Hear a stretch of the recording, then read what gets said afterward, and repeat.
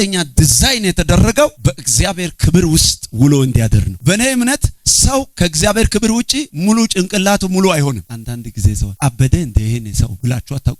አሪው ክሬዚ ብላችሁ አታውቁ? እሺ ለዚህ ማሰበኛ ልስጣችሁ። ፕሩቭ ነው ሙሉ። እስቲ ቴሌቪዥን እንደገዛ ወስዶ ውሃ ውስጥ ያስቀመጠ ሰው እጅ ከፍ ያለ። ለምን ውሃ ውስጥ አልከተትከው? ስለዚህ ምን አያደርግም? አዎ እንደው ምን ይሆናል? ይበላሻል። it's not a place of display የሚያደርግበት ቦታ አይደለም። ቦታው የት ነው? ስፔስ ላይ ነው። ውሃ በማይነካበት ቦታ መቀመጥ አለበት።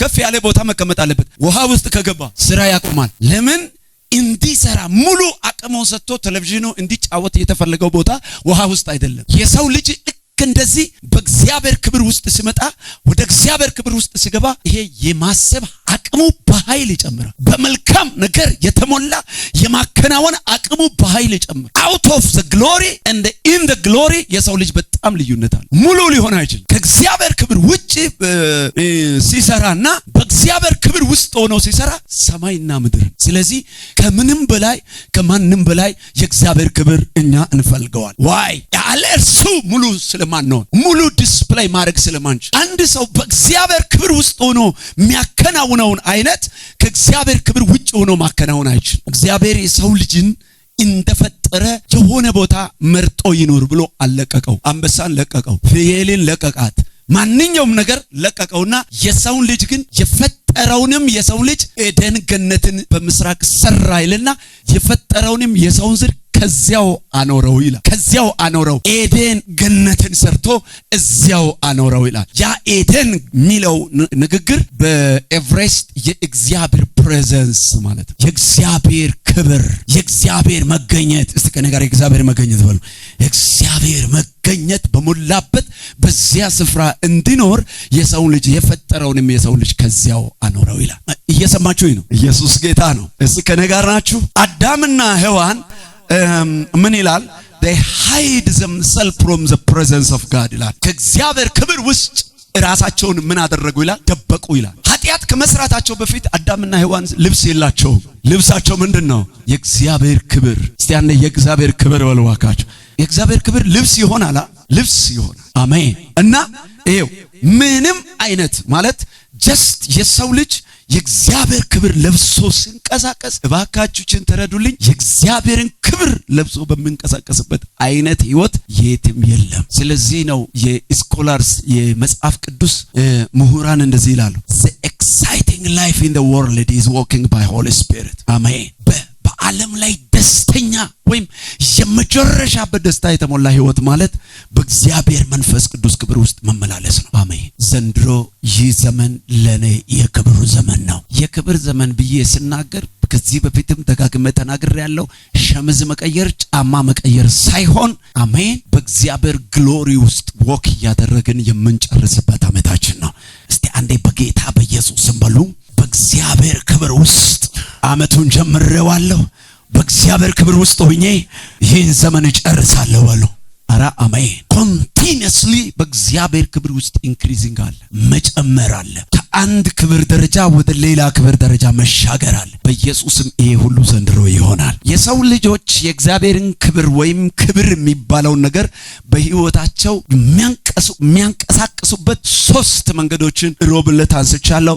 the first one is the wisdom, the second one is a power or mighty, ሶስተኛው ደግሞ richness ወይም ብልጽግና wealthy ይባላል። እነዚህ የእግዚአብሔር ክብር በህይወታችን የሚገለጥባቸው መንገዶች ናቸው። እነዚህን ዝም ብዬ ሳይሆን ያገኘዋቸው ከኤርምያስ ምዕራፍ 9 ከቁጥር 23 ቶሎ ብለን እንከፍታለን። እግዚአብሔር እንዲህ ይላል፣ ጠቢብ በጥበቡ አይመካ፣ ኃያልም በኃይሉ አይመካ፣ ባለጠጋ በብልጽግናው አይመካ፣ ነገር ግን የሚመካ ምሕረትንና ፍርድን ጽድቅን በምድር ላይ የማደርግ እኔ እግዚአብሔር መሆኔን በማወቁና በማስተዋሉ በዚህ ይመካ አለ። ከዚያ ቀጥሎ ምንድነው ምለው? ደስ የሚያሰኙኝ እነዚህ ናቸውና ይላል እግዚአብሔር። ኧረ አሜን። በኢየሱስ ስም በሉ፣ ከኔ ጋር በእምነት በሉ፣ በዚች ምድር በሉ እምኖርበት ዘመን ሁሉ እግዚአብሔርን ደስ የሚያሰኘውን ኖሬ አልፋለሁ በሉስ። እግዚአብሔርን ደስ የሚያሰኘው ኖራችሁ እንድታልፉ እግዚአብሔር ይርዳችሁ። እግዚአብሔር እንደዚህ ይላል፣ ጠቢብ በጥበቡ ምን አያድርግ? አይመካ። ኃያልም በኃይሉ ምን አያድርግ? አይመካ። ባለጠጋም በብልጽግናው ምን አይሆን? አይመካ። እነዚህ ግን ሶስቱ መመኪያ ሊሆኑ ይችላሉ ወይስ አይችሉም? ይችላል። እነዚህ ሶስቱ ወሳኝ አሁን በእኛ ህይወት ራሱ በጣም ወሳኝ የሚባሉ የህይወት መንገዶች ናቸው። በህይወት ዘመናችሁ አይታችሁ ማታውቁት የእግዚአብሔር ጥበብ በህይወታችሁ እንዲመጣ በኢየሱስም ባርካችኋለሁ። ዛሬ ከእግዚአብሔር አይበልጥም በሉ ከኔ ጋር። የእግዚአብሔር ኃይል በሉ እስቲ ከኔ ጋር። ከእግዚአብሔር አይበልጥም በሉ እስቲ። ደግሞ የእግዚአብሔር ብልጽግና በሉ እስቲ። ከእግዚአብሔር አይበልጥም በሉ። እነዚህ ሶስቱ በጣም ወሳኝ ክብር በህይወታችን የሚገለጥባቸው ወሳኝ መንገዶች ናቸው። ባለፈው ሮብ እንደተናገርኩት ክብር ከማን ነው? ከእግዚአብሔር ነው። ክብር ለማን ነው? እንዳትረሱ። ክብር ከማን ነው? ክብር ደግሞ ተመልሶ ለማን ነው? ድገሙና ክብር ለእግዚአብሔር ነው በሉ። ደግሞ ክብር ከእግዚአብሔር ነው በሉ። ክብር ከየትም አይመጣም። ክብር ለማንም አይገባም። እግዚአብሔር እንዲህ አለ፣ ክብርን ለተቀረጹ ምስሎች አልሰጥም። ክብር ለማን ነው? ለእግዚአብሔር። ክብር ደግሞ ከማን ነው? ከእግዚአብሔር። የፈለገ ጠቢብ ብትሆን ጥበብ አንተን ሊያጠፋህም ይችላል እግዚአብሔር ከሌለበት። እውነት ውሸት? የፈለገ ባለጠጋ ብትሆን ብልጽግና ሊያጠፋህም ይችላል እግዚአብሔር ከሌለበት። እውነት ውሸት? የፈለገ ማይቲ ቢኖር ኃይል ቢኖር ስልጣን ቢኖር እነዚህ ኃይልም ስልጣንም እግዚአብሔር ራሱ ከሌለበት ሊያጠፉን ይችላል። ነገር ግን ሁሉ በማን ያምራል? በእግዚአብሔር። እግዚአብሔር ሲገኝበት። ስለዚህ እግዚአብሔር እኔን በማስተዋል ምሕረትን የሚያደርግ አሜን፣ እውነትን የሚያደርግ በምድር ላይ ሊያነግስ የሚችል ሊያዋርድ የሚችል ክብር ሊሰጥ የሚችል ሊከለክል በሚችል በእግዚአብሔር እርሱ እግዚአብሔር በመሆኑ እርሱም በማወቅ ይመካል። ዘንድሮ የክብር ዓመቴ ነው ሲል እግዚአብሔር በኔ የሚከብርበት ዓመት ነው ያልኩኝ። እስቲ አሜን። እግዚአብሔር በኔ የሚከብርበት ዓመቴ ነው በልሽ። ባይ ዘ ዌይ ሮብለት ተናግሬያለሁ። ግሎሪ ዋት ኢዝ ግሎሪ? ዋት ኢዝ ግሎሪ? ጋድ ሂምሰልፍ። በጣም ጥሩ። ክብር ማለት ምን ማለት ነው? እግዚአብሔር ራሱ ማለት። የክብር ዓመቴ ነው ሲል የማን ዓመቴ ነው ያልኩት? የእግዚአብሔር ዓመት ነው፣ የሰይጣን ዓመት አይደለም ያልኩት። በደንብ አሜን። የክብሬ ዓመት ነው። እግዚአብሔር በኔ የሚከብርበት አሜን። የእግዚአብሔር ክብር የሚገለጥበት የእግዚአብሔር እጅ የሚሰራበት የክብር ዓመት ነው ብዬ ስናገር የእግዚአብሔር ዓመት ነው ያልኩ። የእግዚአብሔር ክብር ወደኛ ከመመጣበት መንገድ አንዱ ጥበብ ነው። እግዚአብሔር ጠቢብ ያደርግ። ከዘመናችን ሞኝነት የሚባለው ነገር ወጥቶ ይውጣ። በደንብ አሜን በል። ሞኝነት የሰይጣን መጫወቻ ሜዳ ነው። ኢግኖራንሲ አይደለ? ኢግኖራንሲ ወይም ኢግኖራንሲ እግዚአብሔር ካስቀመጠበት አቅጣጫ መጥፋት ማለት ነው። እግዚአብሔር አንድ ወሳኝ ቦታ ላይ ያስቀምጠዋል፣ ከዛ ቦታ ጠፋ ማለት ነው። ትክክለኛ በእግዚአብሔር ፊት መገኘት ካለብህ ስፍራ ምን ሆንክ ማለት ነው? ጠፋ ማለት ነው። ሞኝነት ማለት ይሄ እንጂ ሃሁ አለመቁጠር አይደለም። በእግዚአብሔር ቃል መሰረት ማለት ነው። በጣም ብዙ ነገሮችን ሳምንት ማለት ሮብ ተናግሬያለሁ። ሮብ መታችሁ ስሙ። ሮብም ስለሚቀጥል አሁን የሮብን ዛሬ አላነሳ፣ ግን ስሙኝ። መለኮታዊ ጥበብ ዘንድሮ በእያንዳንዳችን ውስጥ ከዚህ በፊት ታይቶ በማይታወቅ መንገድ እንዲመጣ በሄዳችሁበት ሁሉ ጠቢብ እንድትሆኑ። ለምሳሌ ቸርች ውስጥ ጥበብ የሚጠላ መንፈስ አለ። የተመታዩ አንድ ሄይ በልስት ከነጋ ጥበብ የሚጠላ መንፈስ አለ። በጥበብ አይደለም በሞኝነት ነው ስብከታል። መጽሐፍ ቅዱስ እንዲህ ይላል፣ እግዚአብሔር የጥበበኞችን ጥበብ ያሳፍር ዘንድ የዓለምን ሞኝ ነገር መረጠ። ለምን መረጠ? እግዚአብሔር እንጂ ቁጭ አድርጎ ሞኝ በቃ ሰውየው በሞኝነቱ ቁጭ ብሎ በቃ ሁሌ ሞኝ በመሆኑ ሃሌሉያ ጌታ ይደሰታል አይደል?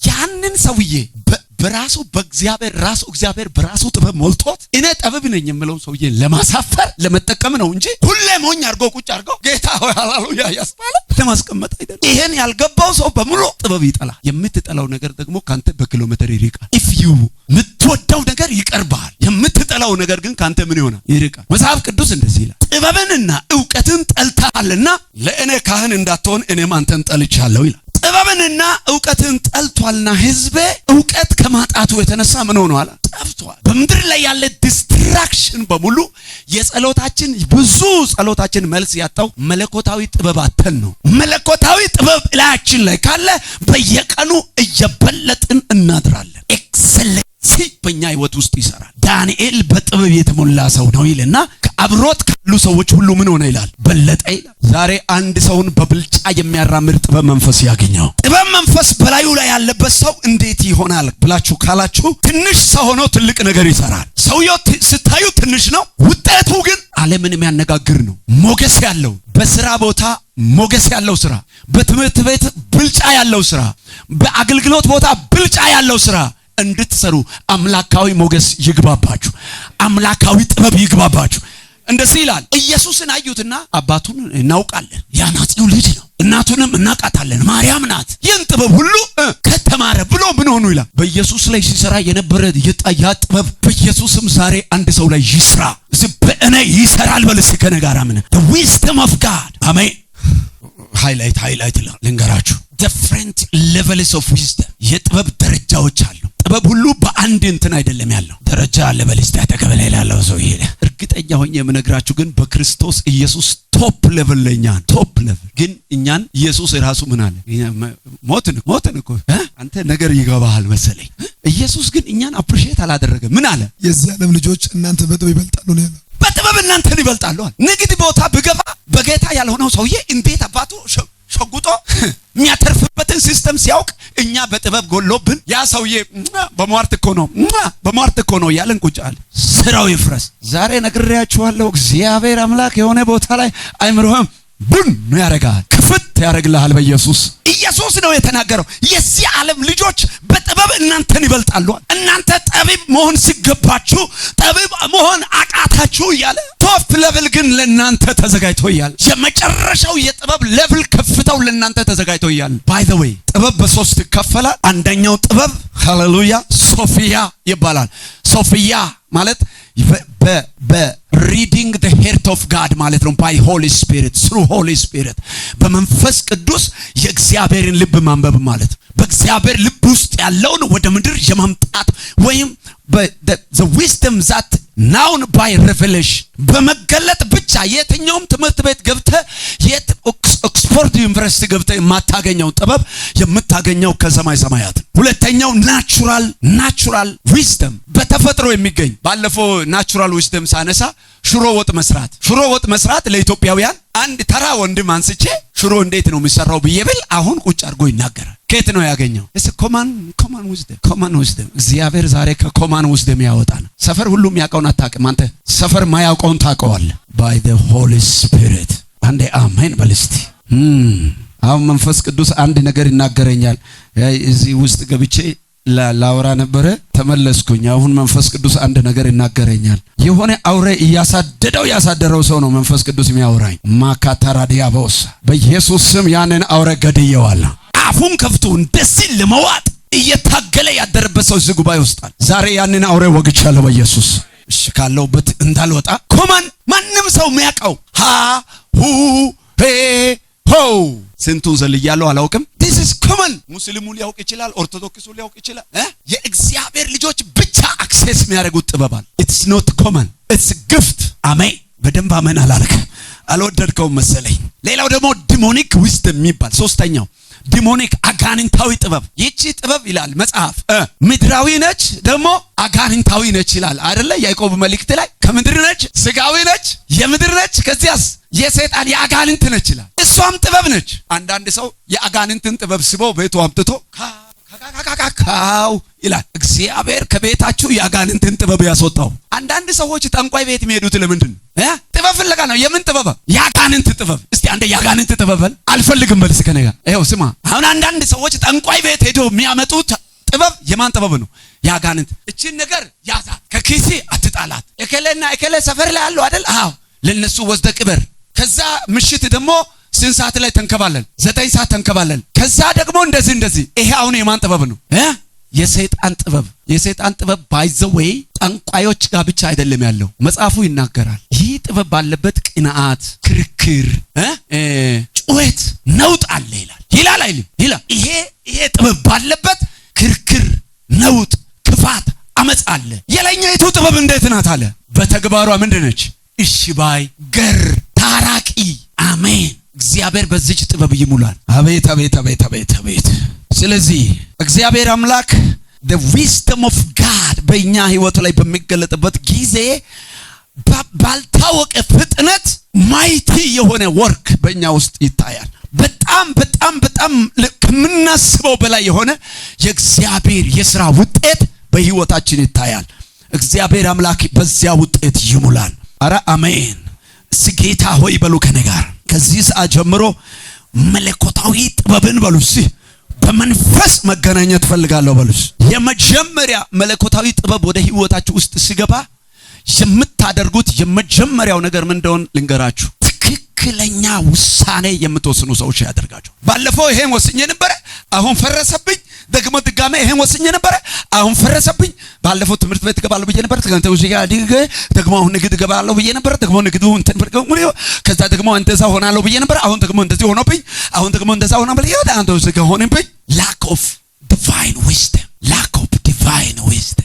ትክክለኛ ውሳኔ የሌለህ ሰው ነው የምትሆነው። እንደዚህ ሄዳለሁ ብዬ ነበር፣ በዚህ መንገድ ሄዳለሁ ብዬ ነበር፣ አሁን ደግሞ ትቼ እዚህ ጋር ደግሞ በዚህ መንገድ ሄጄ ነበር፣ በዚህ መንገድ ወደ ፌል አደረገ። በጣም ከባድ በረከት መስከረም 4 ላይ ባርኪያችሁ ነበር። አደገኛ በረከት ነው። የተረዳ ሰው ያውቃታል። እግዚአብሔርን ሞገስ ወደ እኔ ስቦ የሚያመጣ ትክክለኛ ውሳኔ ዘንድሮ እወስናለሁ። አሜን። እስቲ በሉ ከኔ ጋር የእግዚአብሔርን ሞገስ በሉስ፣ የእግዚአብሔርን መከናወን በሉስ ወደ እኔ ስቦ የሚያመጣ ትክክለኛ ውሳኔ በኢየሱስም ዘንድሮ እወስናለሁ።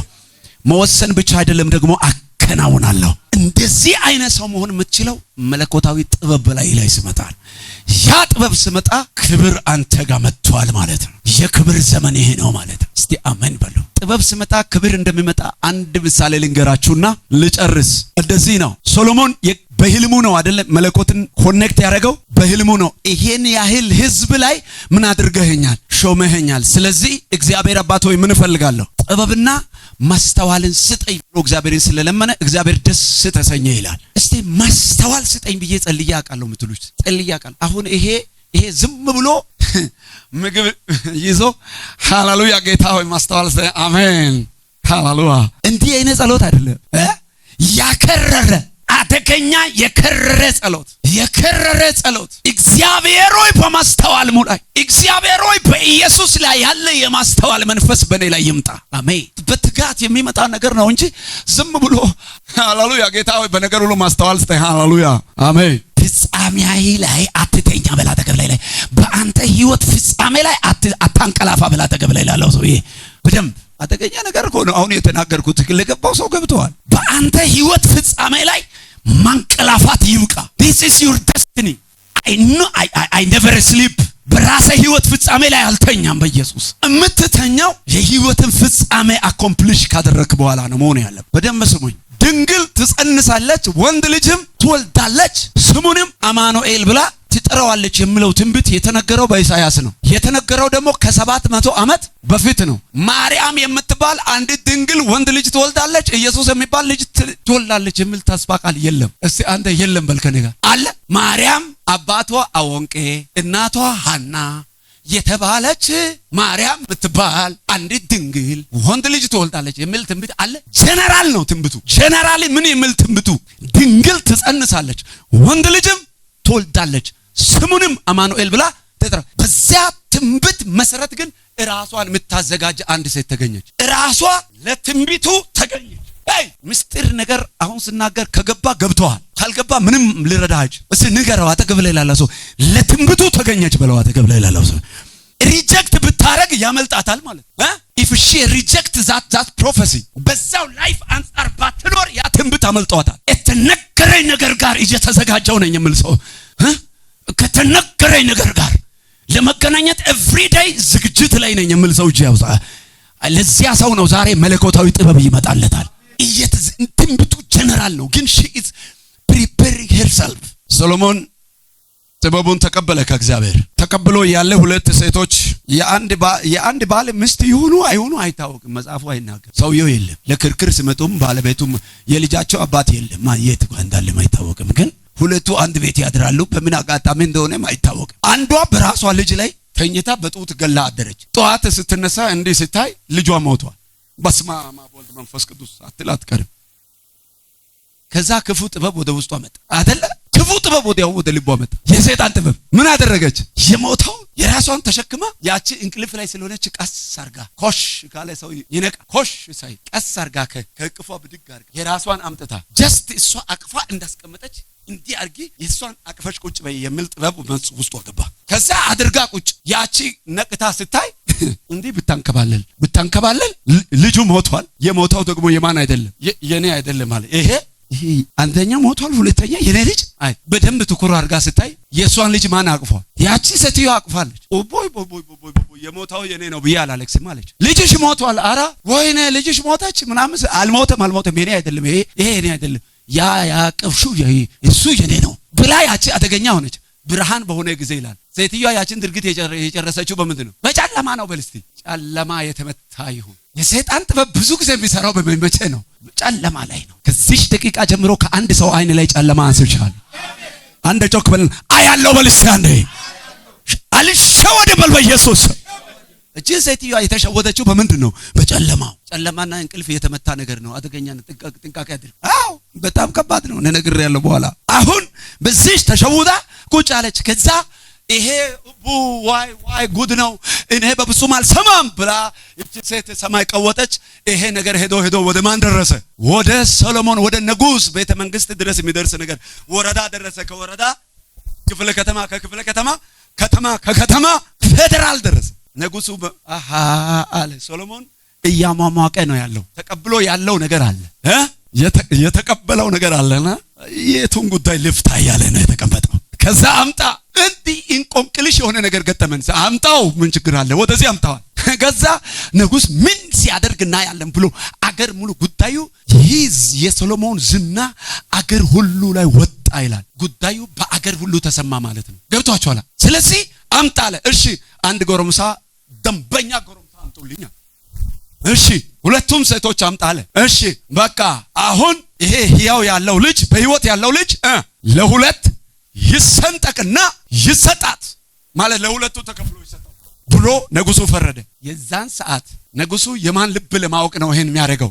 ጥበብ የልጇን እናት ለማወቅ ነው። እዛ እውነት ነው ፍርዱ እውነት ነው አለች አንዱ። ሐሳይ ንጉሱ ሐሳይ ንጉሱ ፍርዱ እውነት ነው ስትል ወዲያውና ንጉሱ ወታደሮቹን ከዚህ ጨካኝ ሴት እጅ ልጁን ምን አድርጉ? ውሰዱና ለዚች ለእናቷ ምን አድርጉ? ስጧል። እግዚአብሔር ይመስገን። እንዲህ አይነት ኮሬክት የሆነ ነገር የሚያደርግ ጥበብ በእናንተ ላይ ይምጣ። ኧረ አሜን። አይን ያላየውን ጨለማ ውስጥ የተቀመጠውን የእግዚአብሔርን ፍርድ የሚያወጣ ጥበብ ማለት ነው። ሃሌሉያ። መምህር በነበርኩ ጊዜ በተደጋጋሚ የሰሎሞንን ጥበብ ተጠቅሜ ብዙ ልጆችን አይቻለሁ። ይሄ ጥበብ ይሰራል። መምህር በነበርኩ ጊዜ ልጆች ታውቃለህ፣ አንዳንድ ጊዜ በጣም ነው የምጣሉት በአንድ ዕቃ ላይ። ከዛ በኋላ ለሁለት ሰነጥቀዋለሁ ካልኩኝ አራ ታው ቤተሰብ ይቆጣኛል ይላል የዕቃው ባለቤት። ያኛው ይቆረጥ በቃ አያውቅማ እኔ ያውቃለሁ። እዚህ ኢየሱስ ጌታ ነው። ይህ ጥበብ ይሰራል። ዛሬም ይሰራል። እዚህ ቸርች ላይም አይጠቀምም ብላችሁ እንዳታስቡ። የገባው ሰው አለ። ይህ ሰሎሞን በዚህ ጥበብ የሰራው ስራ መንግስታት ሁሉ ዘንድ ዝናው እንዲወጣ አደረገው። አንድ ሰው ነው የምሰራው፣ ዝና ያለው ነገር ግን ባንተ እንዲሰራ ያደርጋል ማለት ነው። ምን መለኮታዊ ጥበብ። ይሄ ከክብር ጋር እንዴት እንደተገናኘ ተመልከቱ። በድጋሜ አጠገብ ላይ ያለው ሰውዬ ይህ የክብር ዓመቴ ነው በል። አጠገብ ላይ ያለው ስለዚህ በል እስቲ አይቴ ማታቀው መለኮታዊ ጥበብ በህይወት ላይ ዘንድሮ ይሰራል በል። እስቲ አንድ ደቂቃ በጌታ በኢየሱስ ስም አይ ኮኔክት ዛት ዊዝደም ብላችሁ ጸልዩ። በኢየሱስ ስም ያንን ጥበብ ተገናኘው። ጸልይ። ጸጥ አትበል። እንዴት ጸልይ ነው የሰጠሁት ሰዓት። ነገሮች በምን መንገድ እንደሚሰሩ፣ ህዝብ በምን መንገድ እንደሚሰራ፣ ማን ምን መንገድ ላይ እንደሚወጣ እንደሚገባ በጌታ በኢየሱስ ስም ተቀበልኩት። በጌታ በኢየሱስም ተቀበልኩት። አደራረግን ተቀበልኩት። አሰራርን ተቀበልኩት። መለኮታዊ ጥበብ ጋር ዛሬ በኢየሱስም ተገናኘው። እግዚአብሔር አምላክ ዘንድሮ የራሱን ጥበብ በእኔ ይገልጣል። ተነሱን ጸልይ።